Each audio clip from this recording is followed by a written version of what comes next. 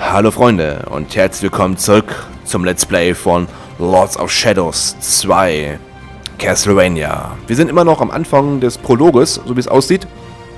Haben auch die erste Trial-and-Error-Passage hinter uns und wir werden von einem wilden Bogenschützen verfolgt, der uns seine Pfeile aus dem Pelz brennt. Und natürlich müssen wir dabei noch klettern. Und da machen wir jetzt auch direkt weiter. So.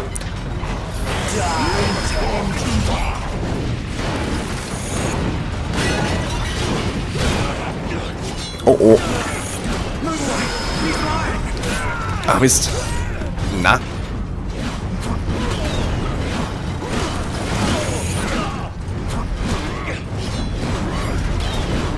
Immer schön in Bewegung bleiben hier.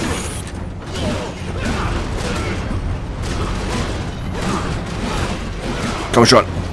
Weg da.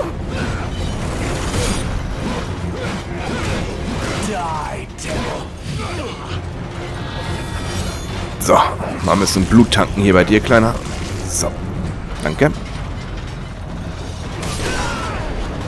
Ah, okay.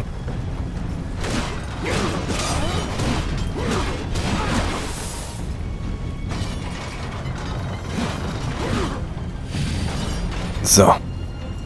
Na, wo ist jetzt der... Hin, da.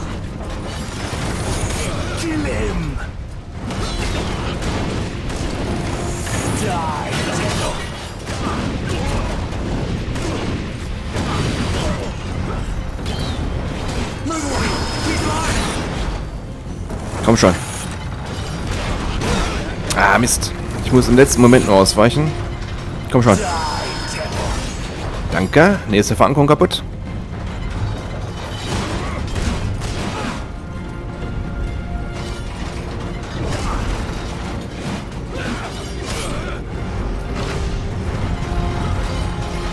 Komm schon, Bogenschütze. Mist. Verdammt. So. Danke. So, jetzt kann ich das entfernen. Na, kommt schon, gib mir die Störung wieder zurück. So. Verankerung kaputt, aber die mache ich nur noch kaputt.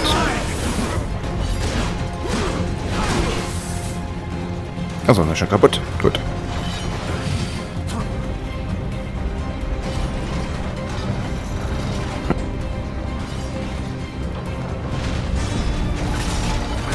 Ach nee.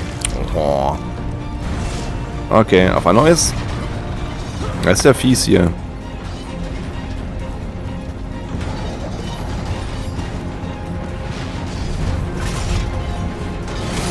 Wow. Okay, ich muss direkt auf so einen Zacken springen. Okay. Und nochmal.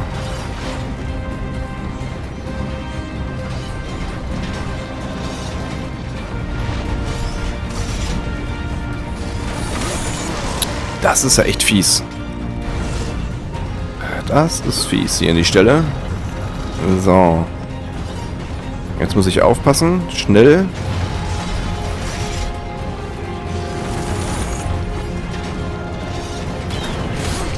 Och nö, was war das denn?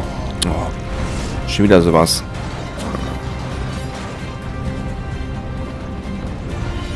Gut, da kann ich also draufspringen, da passiert mir nichts.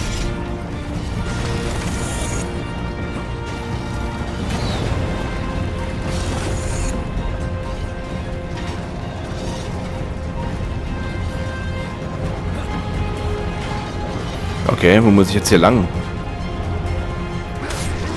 Na, okay, da also nicht lang. Komisch, komisch, komisch.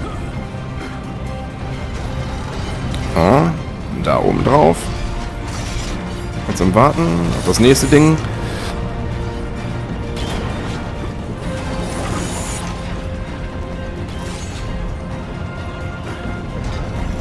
Ah, da muss ich also lang. Gut.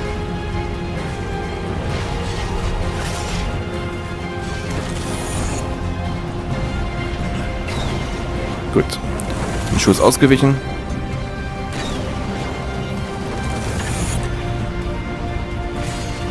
Okay, wieder den nächsten Bolzen kaputt machen und wieder ein paar Soldaten zusammen prügeln hier.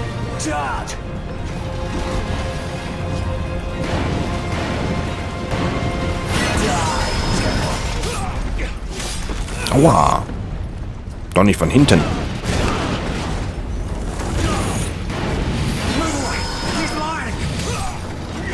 Allah, die Waldfee.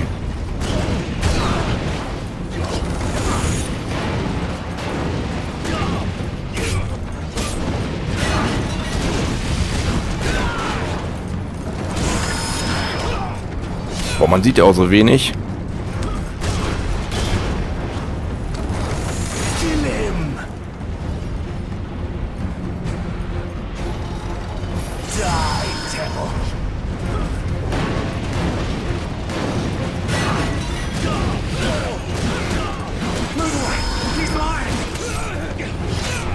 Aua, nicht mal in den Rücken.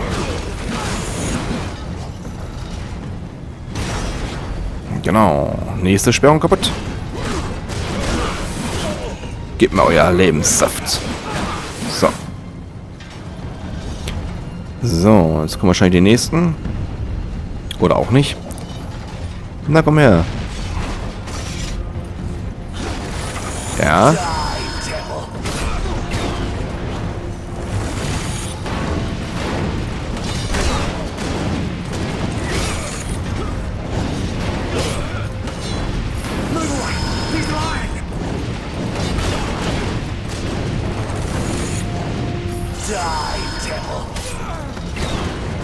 Verdammt.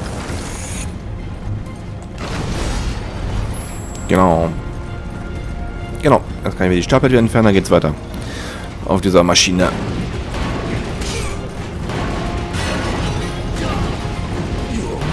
Aber erst einmal hier die Typen platt.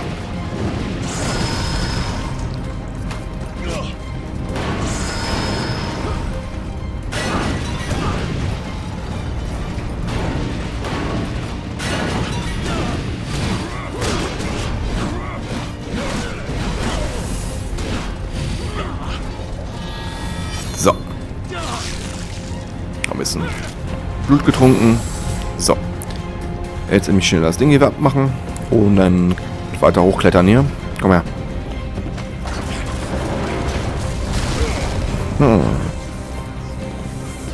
Oh. Das wird von einem magischen Kern angetrieben, wie es aussieht. Das.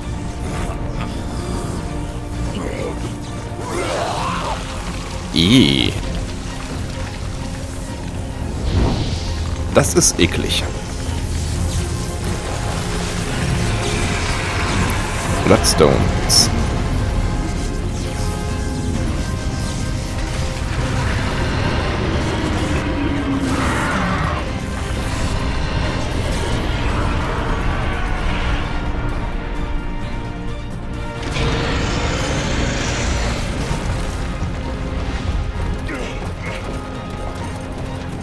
Die nächsten machen sich bereit, um da hoch zu klettern auf die Mauern und in unsere Burg einzudringen.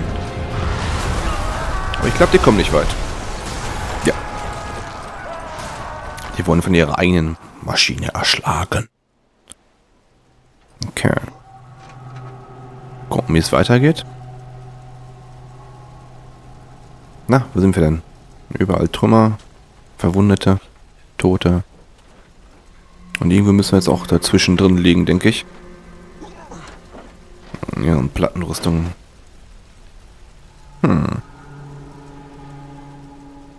Das Schlachtfeld.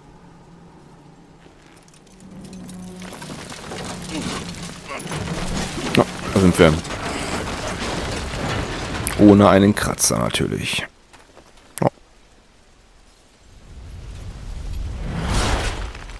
Da ist dieser Typ. Gucken, was er jetzt zu sagen hat.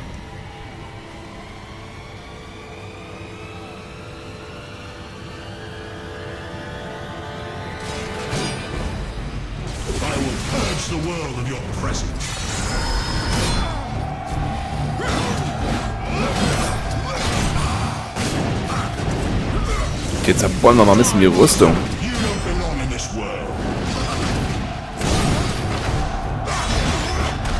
Ich habe weiß auch nicht, gegen welche Waffe er genau empfindlich ist.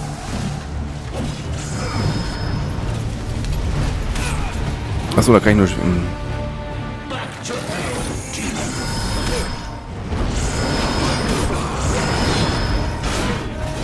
Oh, er macht auch ganz schön viel Damage hier.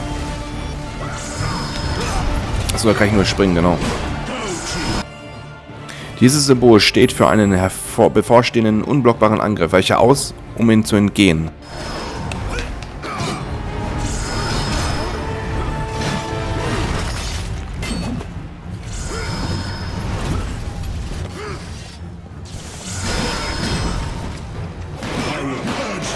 Irgendwie mache ich keinen Schaden. Du kannst die Abwehr des Paladins mit einem starken Schlag durchbrechen.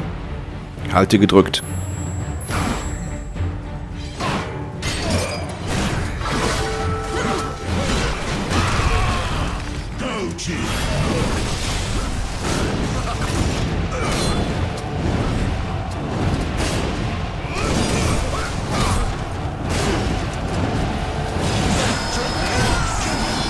Ah, nicht gut ausgewichen gerade. Okay.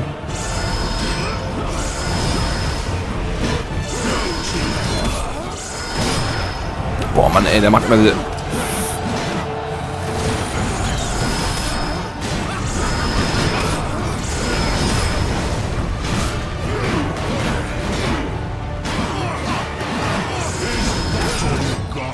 Na. Aua. Das ist ein Paladin, ist das, okay?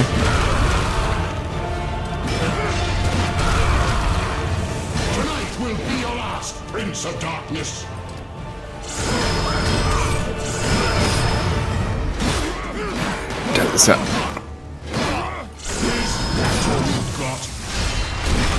Aua. Du.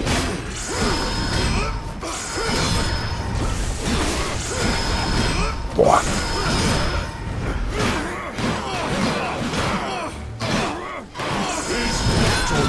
Warum kann ich denn nicht sowas? Solche unblockbaren Angriffe.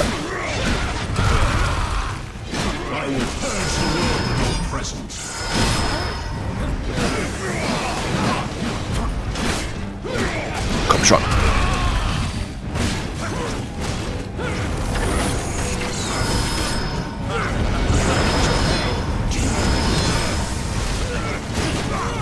Komm schon. Ja, meine Blutpatsche zieht viel ab. Achso, da kann ich nur springen.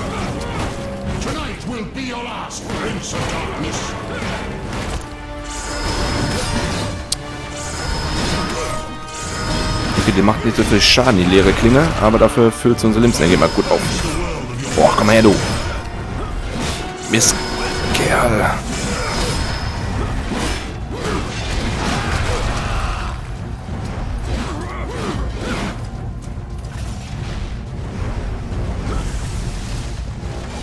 Monster, you don't belong in this world.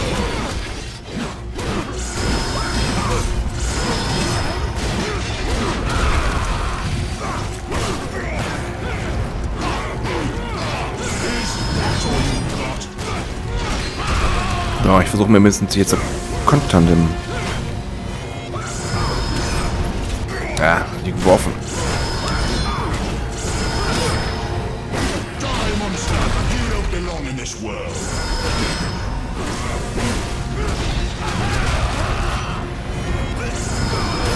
Da und wir haben den gleich. Komm.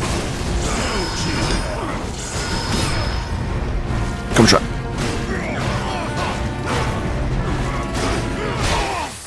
Na, endlich.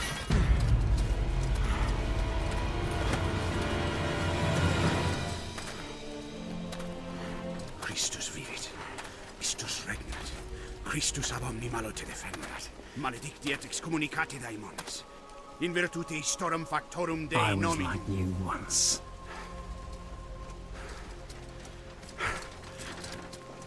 But your God showed me another path.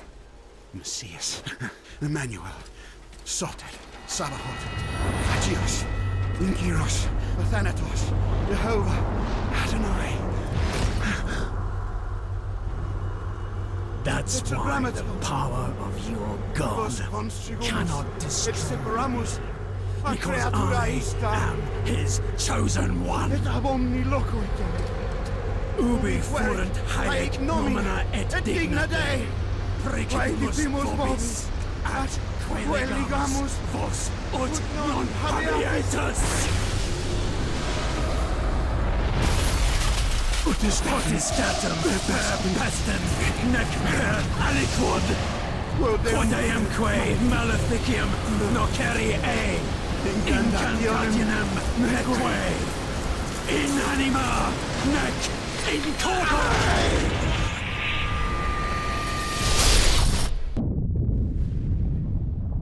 Huh?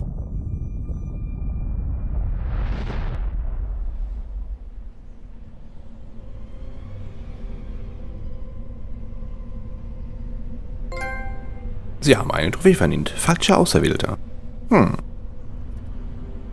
Was haben wir jetzt? Eine Kreuzwaffe? Was ist das?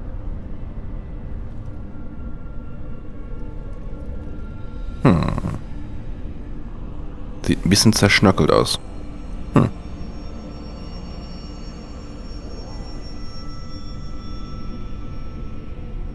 Okay.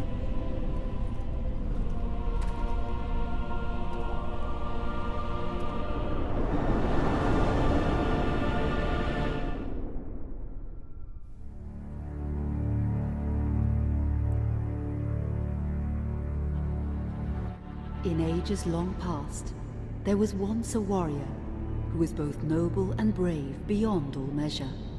His deeds of heroism and skill in combat were legend. His name was whispered within the hallowed halls of men for countless generations. Yet now his name is lost. Lost in the mists of time forever. It is said that destiny delights in the misfortunes of men, and so it proved true for Gabriel Belmont. For even after defeating the Lords of Shadow and ending their reign of terror, his soul was consumed by the very darkness that he sought to destroy. As that ancient prophecy foretold, whomsoever defeats the Lords of Shadow will sit upon their throne to rule as the Prince of Darkness.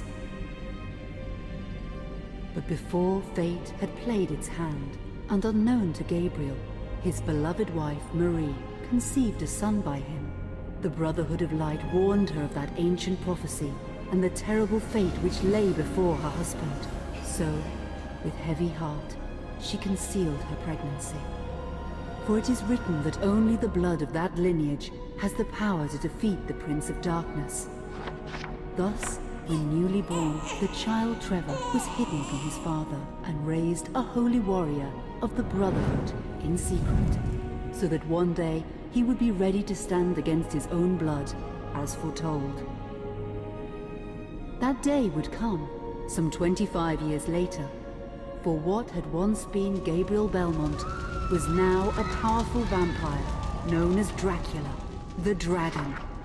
The Brotherhood of Light fought against the onslaught of his dark armies, which laid waste to towns and villages across the land, but to little avail.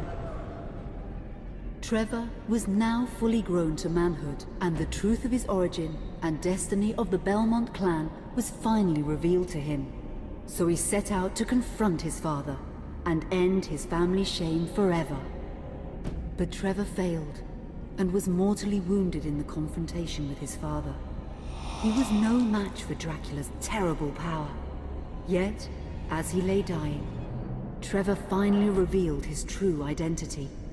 Dracula was driven mad with grief and rage over the revelation. He desperately sought to save his dying son by giving him his own lifeblood. But it was too late, or so he thought. Dracula buried his son within the walls of his great castle, and then swore bloody vengeance upon the world. Raising an army of creatures beholden only to him, he struck with fury and merciless cruelty at humanity. He vowed to hunt God's children for all eternity. But fate still had one last card to play. Dracula's blood had power, and that power now coursed through the veins of his dead son, slowly reviving him over many years, until one night he emerged once more into the world, not as a man, but as a creature like his father. What had once been Trevor Belmont was now gone forever. He was now a vampire like his father. Though he swore that he would not be like him, he would take the name Alucard.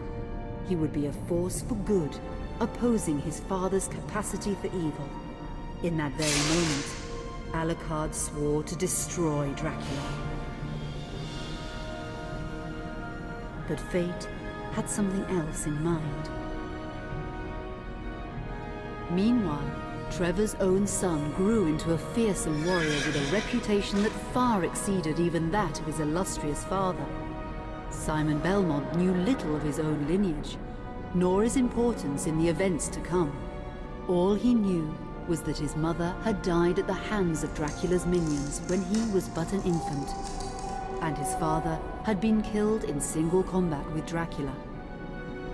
Found and raised by the people of White Mountains, Simon had but one purpose in life: to destroy Dracula for the murder of his parents. After years of training in the arts of war, Simon set off for Dracula's castle and a date with destiny.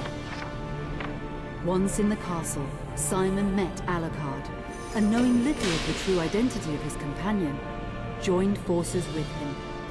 Blood bound them together, and fate took a hand once again, as finally they met their dreaded foe in mortal combat. Simon defeated Dracula with his whip, and yet Alucard sensed that all was not as it should be. Dracula would return.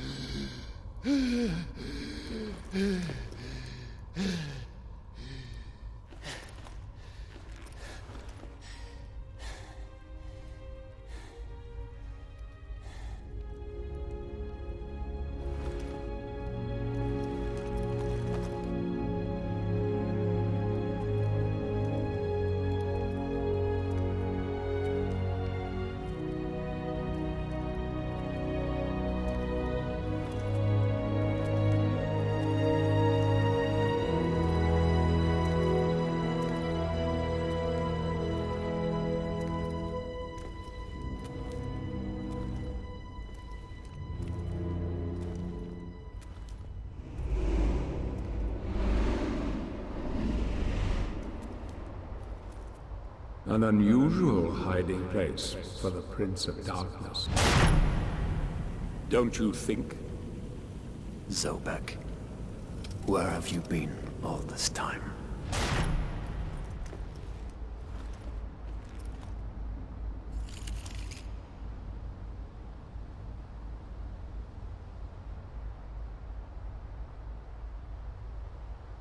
And what of you?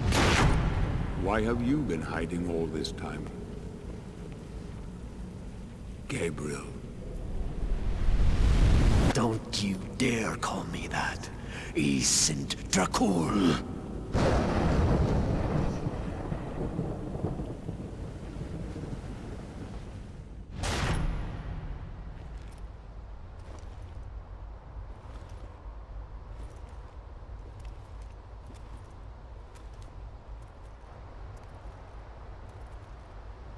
What do you want, old friend? Satan's acolytes are readying for his imminent return. Help me stop him. Or you and I will become his favorite pets. For all eternity.